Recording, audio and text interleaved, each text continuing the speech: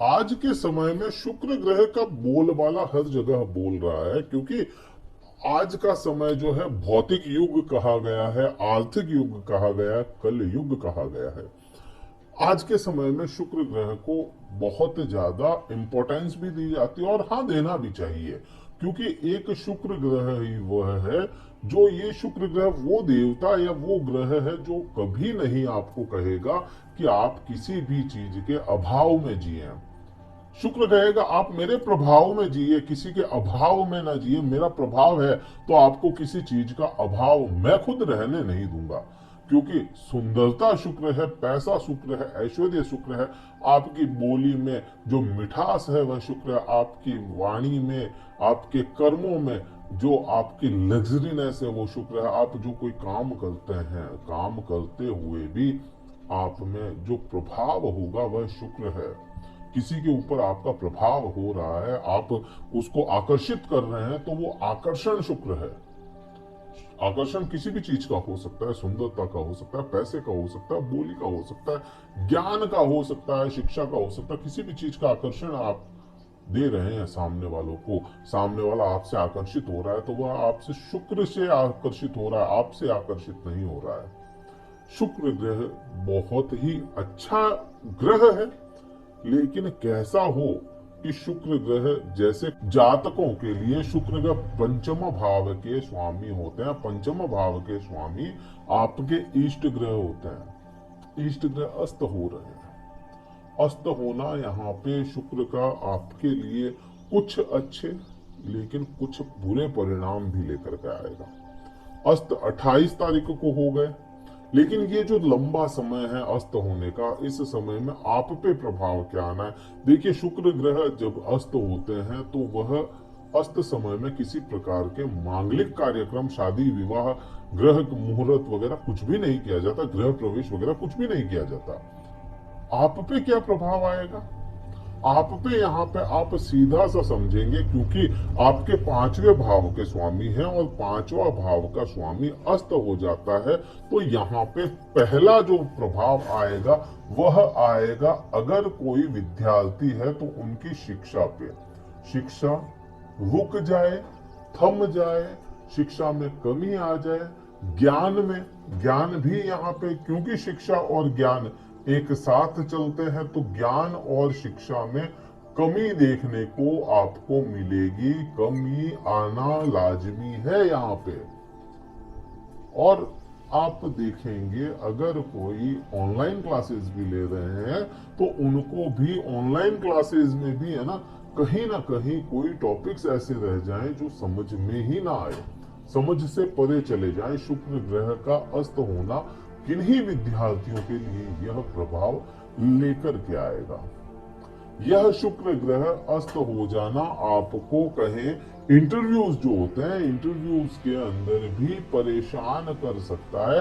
आपकी परफॉर्मेंस वैसी ना रह पाए जैसा आप परफॉर्म करने गए थे इंटरव्यू में, जैसा आप अपनी बात रखने गए थे, आप अपनी बात को पूर्ण रूप से, पूर्ण तरीके से ना रख पाए, यह प्रभाव आप पे बुरा आने के योग बनते हैं।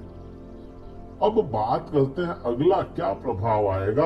अगला प्रभाव प्रेम संबंधों में आएगा, क्योंकि प्रेम संबंध यहीं से देखे जाएंगे, इच्छाओं में आएगा। यहाँ पे आपकी इच्छा क्या उठ रही है मन में, किन्हीं चीजों की इच्छा ही ना हो काम करने की, कोई चीज लाने की, कोई ले जाने की ये इच्छा ही ना हो, ये भी प्रभाव आप पे आना लाजमी है। और ये प्रभाव आपको बहुत ज्यादा अच्छे प्रभाव नहीं दे रहा। अब ये वाले जो प्रभाव हैं ये कब तक रहेंगे, उसको आप अगर समझोगे तो 14 तारीख तक, 14 मई तक यह प्रभाव आपको घेर के रखेंगे शुक्र ग्रह के अस्त होने से। लेकिन कितने परसेंट आपको ज्यादा परेशान कर सकते हैं, या इसके एक परसेंटेज रेशियो अगर देखोगे तो, क्योंकि शुक्र ग्रह अपने ही भाव को देख रहे हैं, तो अपने भाव को देखने के कारण यह शुक्र ग्रह कुछ ना कुछ तो यहाँ पे अच्छे प्रभाव डालेगा। हो सकता है दूरियां बन जाए प्रेमी प्रेमिकाओं में, लेकिन झगड़े ना हो सकता है कि आपके क्लासेस पोस्टपोन हो जाए, कुछ जो क्लास रेगुलर चल रही थी उनमें ब्रेक डाल दिया जाए, कुछ समय के लिए रोक दी जाए, शिक्षा को रोक दिया जाए। हो सकता है यहाँ पे आपके इंटरव्यू जो है आप परफॉर्म नहीं कर पाए थे, तो उसमें भी सेकंड मौका आपको मिल जाए। शुक्र यहाँ पे ये मदद आपकी जरूर कर सकता है, लेकिन 14 तारीख तक। उसके बाद में यहाँ के प्रभाव थोड़े से कम हो जाएंगे, बुरे प्रभाव जो है कम हो जाएंगे। 14 के बाद में 14 तारीख के बाद में भी देखेंगे तो भी अच्छे और बुरे दोनों ही प्रभाव आने हैं, क्योंकि शुक्र ग्रह 14 तारीख के बाद में, क्योंकि 14 तारीख को क्या हो रहा है, जो सूर्य ग्रह है वह परिवर्तित कर जाएंगे 14 मई को, और उसके बाद में शुक्र ग्रह खुद भी परिवर्तित करेंगे। शुक्र ग्रह 19 तारीख को परिवर्तन करेंगे अपना, और 19 तारीख को जैसे ही यह परिवर्तन करके फिर से वृषभ राशि में चले जाते हैं, तो वृषभ राशि खुद शुक्र ग्रह की हो जाती है। शुक्र ग्रह की राशि हो जाना, इसकी वजह से शुक्र का खुद की राशि में अस्त होना है, और खुद की राशि में खुद के घर में कोई भी ग्रह कितना ही अस्त हो जाए लेकिन अपने दुष्परिणाम नहीं लाएगा। वहां पे परिणाम जैसे चल रहे हैं वो तो चल सकते हैं, लेकिन बुरे प्रभाव नहीं लाने देगा। तो यहाँ 12वें भाव में खुद की राशि में शुक्र ग्रह होना यहाँ आपको कुछ अच्छे परिणाम ही देगा। अच्छे परिणाम क्या? जिन पति पत्नी के आपसी संबंधों में दूरियां थी उनको, क्योंकि शुक्र खुद वहां पे आया है, तो आपको यहाँ से आंतरिक संबंध अच्छे या प्रगाढ़ करने का काम करेगा। चाहे अस्त है, बिल्कुल अस्त है, समझ में आता है अस्त है, अपने प्रभाव कम करता है, लेकिन कम करता है, लोलुप नहीं होता, खत्म नहीं करता। ये प्रभाव कम जरूर कर सकता है। खुद की राशि में होगा तो अपने प्रभाव भी वैसे ही देगा। यहाँ आपको विदेश या आपको मेडिकल खर्च बढ़ा सकता है यह, क्योंकि सूर्य परिवर्तन कर रहे हैं। सूर्य अगर 12वें भाव में आ गए हैं तो यहाँ पे आपके मेडिकल खर्च बढ़ाएगा ये मिथुन राशि वाले जातकों के। और खुद शुक्र भी है साथ में, तो क्या करेगा, मेडिकल खर्च भी बढ़ा सकता है आपको। मेडिकल खर्च नहीं बढ़ाया तो फिर यात्राएं करवा देगा, किसी ना किसी प्रकार की यात्रा आपको देखने को मिलेगी। अब यहाँ पे एक बात याद रखिएगा, मैंने कहा पति पत्नी के आंतरिक संबंध मधुर या प्रगाढ़ करेगा। इसका मतलब शुक्र यहाँ पे इफेक्ट आपके ला रहा है। जॉब में आपको इफेक्ट अच्छे ही मिलने हैं, क्योंकि आपके जो सूर्य है वह 12वें भाव में बैठा है और अपने प्रभाव 12वें भाव से जॉब में स्टेबल करने की कोशिश करेगा। यह सूर्य शुक्र का प्रभाव तो है ही, लेकिन यहाँ पे 12वें भाव को जो लोग अपने घर से दूर नौकरी करते हैं, अपने घरों से, अपने जो भी जहाँ पैतृक निवास है उनका, जहाँ के वो खुद बाशिंदे हैं रहने वाले, तो वहां से दूरी पे अगर कोई जॉब करते हैं तो उनको यहाँ पे स्टेबिलिटी देखने को मिलेगी ही मिलेगी। अगला जो प्रभाव होगा वह अपन देखें, क्योंकि काल पुरुष की कुंडली जब भी खोली जाएगी तो द्वितीय भाव और सप्तम भाव शुक्र ग्रह को मिलता है। अब यहाँ पे वाणी का आपको अपनी वाणी का विशेष ध्यान रखना पड़ेगा। वाणी में कटुता आने की पूर्ण संभावना है। पूरे योग है कि वाणी खराब हो जाए, वाणी में गलत बोलना शुरू कर दें। तो या तो चुप रहें या पहले तोलें फिर बोलें।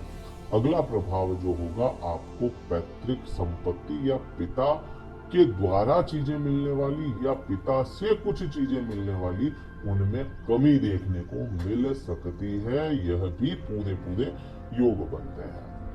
अब यहाँ पे मैंने एक बात बोली थी, जब 12वें भाव का मैंने बताया पति पत्नी के आंतरिक संबंध, यहाँ पे क्योंकि सप्तम भाव की बात चली है और सप्तम भाव को खुद शुक्र ग्रह रिप्रेजेंट करते हैं काल पुरुष की कुंडली के अकॉर्डिंग, तो यहाँ आप देखेंगे पति या पत्नी में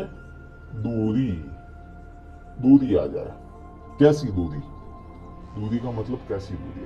आप इसको कैसे आप देखेंगे या कैसे आ सकती है, क्योंकि यहाँ से तो काफी कुछ अच्छा मिल रहा है ना कि आंतरिक संबंध अच्छे हो जाए, बहुत प्रगाढ़ता है, और यहाँ पे आ गया दूरी।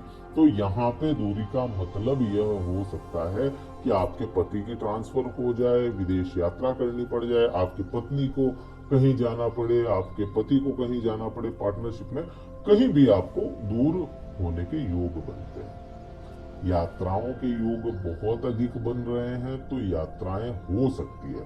ये प्रभाव शुक्र ग्रह का रहेगा, पूरे 2 महीने का है, और मिथुन राशि पे यह प्रभाव आना तय है, क्योंकि पंचम भाव के स्वामी हैं, इष्ट ग्रह हैं, तो बहुत बुरे प्रभाव आपको यह शुक्र ग्रह लेकर के नहीं आएगा।